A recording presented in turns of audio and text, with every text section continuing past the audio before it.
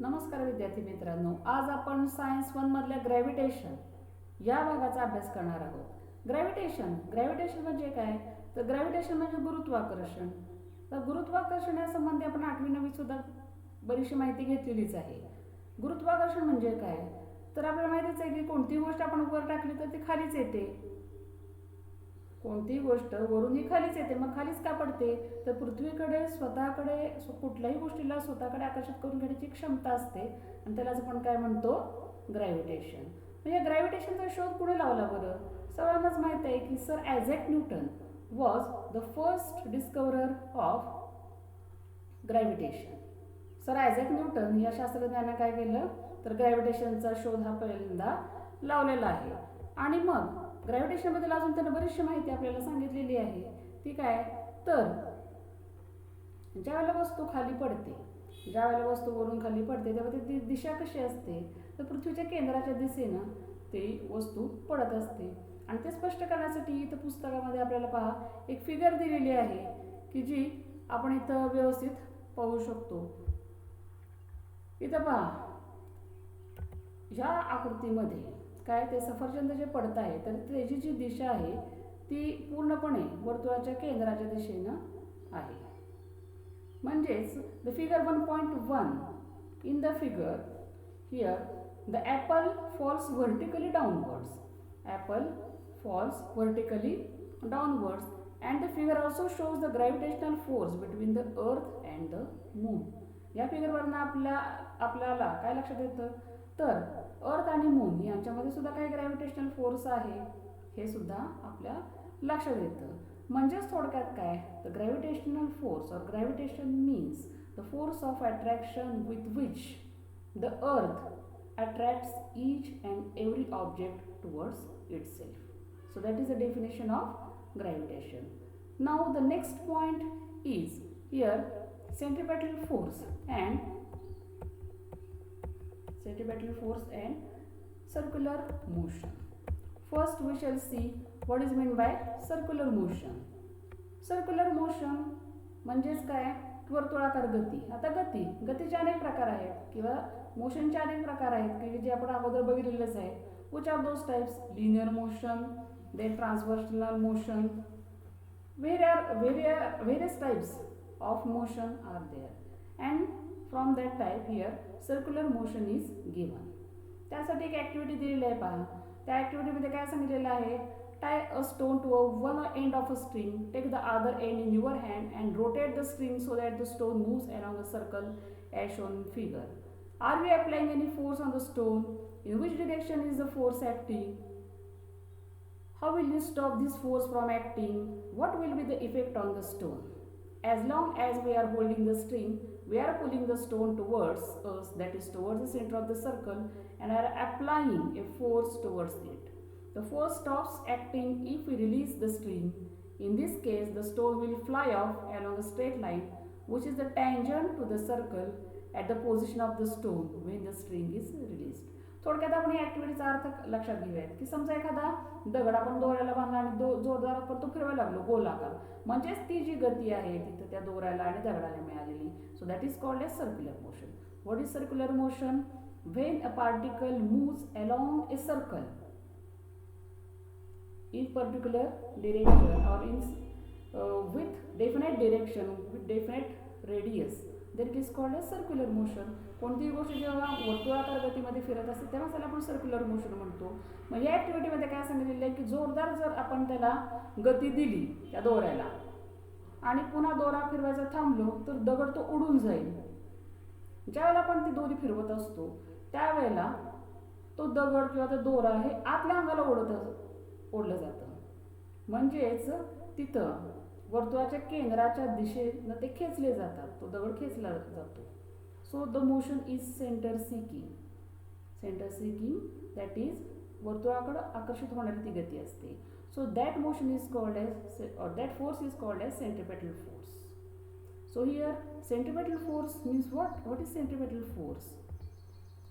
The force acting on any object.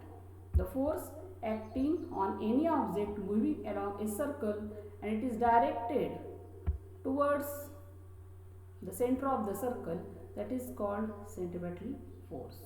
म्हणजेच ज्या वेळेला एखाद्या वर्तुळाकार गती असणाऱ्या पदार्थावर एखादा फोर्स ॲक्ट होत असतो, तर त्यावेळेला त्याची जी दिशा आहे ती वर्तुळाच्या केंद्राच्या दिशेने असते आणि मग तोच फोर्स, त्यालाच आपण काय म्हणतो, सेंट्रिपेटल फोर्स. आणि ज्या वेळेला तो दगड उडून पडतो त्यावेळेला त्याची दिशा काय असते, तर it is tangential to the circle. म्हणजे जर सर्कलला आपण टँजंट म्हणजे स्पर्शिका काढली, त्या स्पर्शिकेच्या दिशेने तो दगड उडून पडतो. अशा पद्धतीने सेंट्रिपेटल फोर्स आणि सर्क्युलर मोशन काय आहे हे पाहिल्यानंतर आपण आता पुढच्या भागाकडे वळणार आहोत. पुढचा भाग म्हणजे काय, तर केप्लर्स लॉज. आपल्याला माहीतच आहे विद्यार्थ्यांनो की पूर्वीच्या काळी म्हणजे जे आकाश निरीक्षण केलं जायचं, तर त्या आकाश निरीक्षणामध्ये साधे काही दुर्बिणींचा वगैरे त्यावेळेला काही जास्त वापर नव्हता, नुसतेच डोळ्यांच्या वगैरे आधारानं निरीक्षण केलं जायचं. मग गॅलिलिओ शास्त्रज्ञांनी भरपूर संशोधन केलं, त्यानं दुर्बिणी तयार केल्या आणि मग ते संशोधन करून त्यांना काय केलं, बरेचसे महत्त्वाचे सिद्धांत मांडले आणि ह्याच्यावरती आधारित मग केपलरनं आपलं स्वतःचं संशोधन केलं आणि मग त्याने जे लॉज मांडले त्यालाच आपण काय म्हणतो, Kepler's laws. So before going to Kepler's laws we have to take some previous knowledge. म्हणजे काहीतरी आपल्याला थोडंसं त्यात बघावं लागेल की यात आपल्या केपलर्स लॉमध्ये ज्यावेळेला फिगर येते तर ती अशी गोलाकार असते किंवा अंडाकृती आपण म्हणतो. मग ह्या फिगरचं नावच काय आहे, तर इलिप्स. तर इलिप्सबद्दल आपण जास्त माहिती तुम्ही घेऊ शकता की इथं या चौकटीत ती माहिती दिलेली आहे. तर सुद्धा थोडक्यात आपण सांगूयात की इलिप्स कसा तयार होतो. तर या शंकू आहे म्हणजे कोन आहे, कोन ठराविक प्रतलात जर आपण छेद त्याचा घेतला तर जो तयार होतो भाग त्याला आपण इलिप्स म्हणतो. म्हणजे थोडक्यात अंडाकृती जी आहे त्याला इलिप्स असं म्हणता येईल. आणि इलिप्समध्ये बघा एक्स ॲक्सिस वाय ॲक्सिस आणि हे जे दोन पॉईंट्स आहेत F1 आणि F2 त्यालाच आपण फोकस म्हणजे नाभी असं म्हणतो. प्लुरल त्याचं फोस आहे असं आपण म्हणू शकतो. तर इलिप्स म्हणजे काय हे लक्षात जर आलं तर मग आपल्याला केपलर्स लॉ हे अतिशय चांगल्या प्रकारे लक्षात येतील. आता पहा, कुठलाही ग्रह सूर्याभोवती फिरताना हा अंडाकृती म्हणजे ओव्हल शेप अशा इलिप्टिकल ऑर्बिटमध्ये फिरत असतो. आपण अगोदर ती आकृती समजावून घेऊया की आकृतीमध्ये पहा इथं जो सेंटरला आहे तो सन आहे. सन म्हणजे सूर्य की जो लाल इथं दाखवलेला आहे लाल टिंबानं एस सन. आणि त्याभोवती एक प्लॅनेट घेतलेला आहे आपण की त्याची सुरुवातीची पोझिशन आपण ए या अक्षरानं दाखवलेली आहे. आता हा ए हा पूर्ण त्याचं स्वतःचं वर्तुळ किंवा त्याचं जे रिव्होल्युशन आहे आपण त्याची भ्रमंती सूर्याभोवती एक प्रदक्षिणा ही अशा पद्धतीनं पूर्ण करणार आहे. आणि त्याचे वेगवेगळे पोझिशन आहेत त्या इथे दिलेल्या आहेत. सुरुवातीची पोझिशन आपण ए घेतलेली आहे, त्याच्यानंतर तो बी एकडे जाणार आहे, त्याच्यानंतर अशा वेगवेगळे पार्टिकल्स आहेत त्याचे आपण समजवण्यासाठी तर ठराविक मुद्दे किंवा ठराविक पॉईंट्सच घेतलेले आहेत. सी आहे, डी आहे, ई आहे आणि एफ आहे. मग आता एस पासून इथं एस हे अंतर आहे, बी एस हे अंतर होईल, C S, D S, F S आणि ई एस अशी अंतरं ही सूर्यापासूनची आहेत त्याची. मग आता सुरुवातीच्या काळात काय की केपलर्स फर्स्ट लॉ ही आकृती जर आपण समजावून घेतली तर मग पहिला लॉ आपण पाहूया. What is Kepler's first law? The first law is the statement of the first law is the orbit of a planet is an ellipse with the sun at one of the foci. म्हणजे कुठलाही ग्रह ज्या वेळेला सूर्याभोवती फिरतो, आपण generally म्हणतो की वर्तुळाकार दिशेत फिरतो, परंतु वर्तुळाकार दिशेत तो फिरत नाही तर इलिप्टिकल म्हणजे लंबवर्तुळाकार दिशेने फिरतो. आणि त्यावेळेला ज्या वेळेला ते लंबवर्तुळ तो पूर्ण करतो किंवा पूर्ण करत असतो त्यावेळेला सनची पोझिशन म्हणजे सूर्याची पोझिशन कुठं असते तर वन ऑफ द फोकस आहे. म्हणजे जे दोन फोकस असतात इलिप्समध्ये त्यातल्या एका फोकसला सूर्य हा असतो. ते स्टेटमेंट आता महत्त्वाचं आहे की the orbit of a planet is an ellipse. म्हणजे कुठल्याही प्लॅनेटचं ऑर्बिट असतं ते कसं असतं, इट इज इलिप्स म्हणजे ते इलिप्स असतं with the sun at one of the focus आहे. आणि त्यावेळेला सन हा एका फोकसच्या पोझिशनला असतो. दोन फोकस आहेत इलिप्सला हे आपण पाहिलेलं आहे आणि त्यातल्या एका फोकसला हा सन असतो. So that is very simple law and we can explain from the figure 1.4 shows the elliptical orbit of the planet revolving the sun. The sun position is indicated by S. हे आपण आता बघितलेलंच आहे. आता second law मध्ये सुद्धा बघा, the line joining अगोदर statement आपण पाहूयात काय आहे. The line joining the planet and the sun sweeps equal areas in equal intervals of time. म्हणजेच काय, तर त्या प्लॅनेटला आणि सूर्याला जोडणाऱ्या ज्या रेषा आहेत त्या समान कालावधीत समान अंतर पार करतात.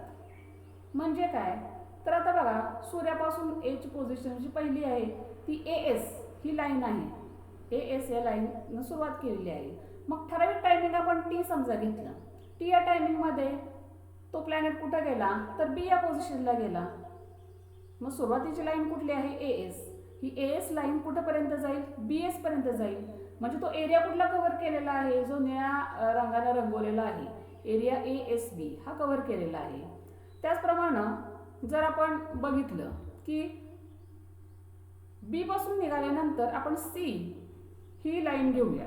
तर सी हा पॉईंट जर आपण लक्षात घेतला तर सी एस ही लाईन आहे आणि सी एस ही लाईन ज्या वेळेला आपण घेतो, सी एस ही लाईन ज्या वेळेला आपण घेतो तर टी या टायमिंगमध्ये डी या बिंदूपर्यंत जर तो प्लॅनेट गेला तर सी एस ना अंतर कुठलं कव्हर केलेलं आहे किंवा कुठला एरिया कव्हर केलेला आहे, तर C S covers up to D S. म्हणजे त्यावेळेला एरिया कुठला कव्हर झालेला आहे, तर C S D.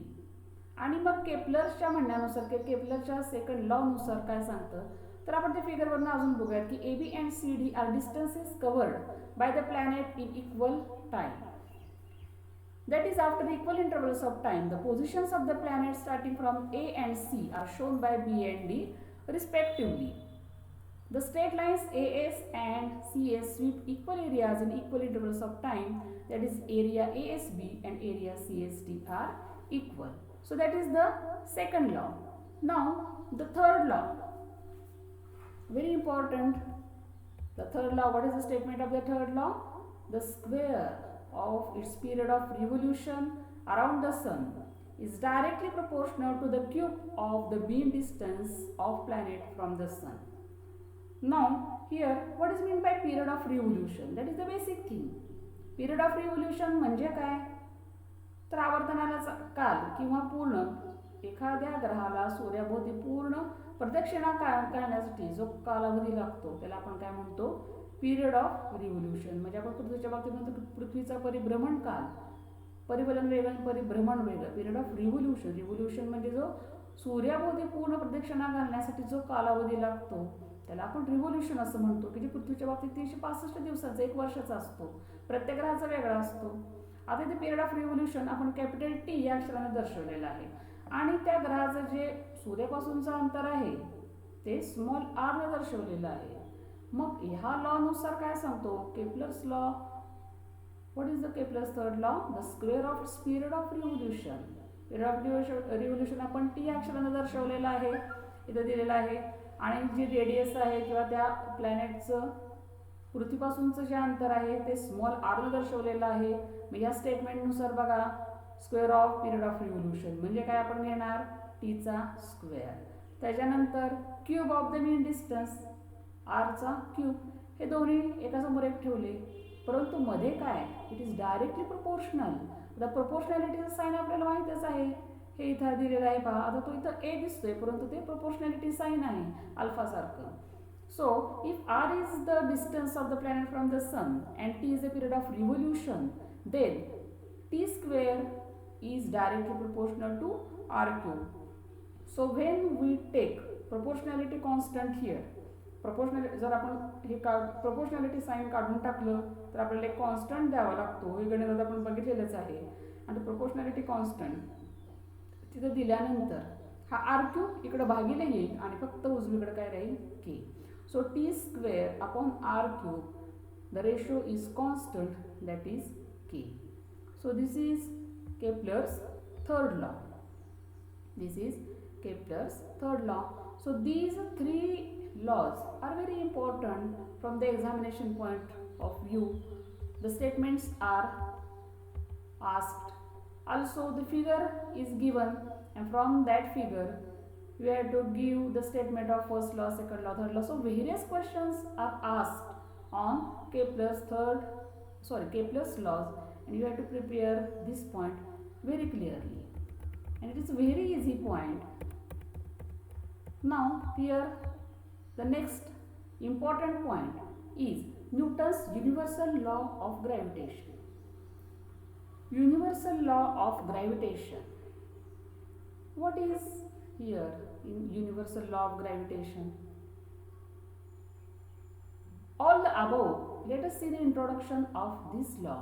All the above considerations, including Kepler's law, led Newton to formulate his theory of universal gravity.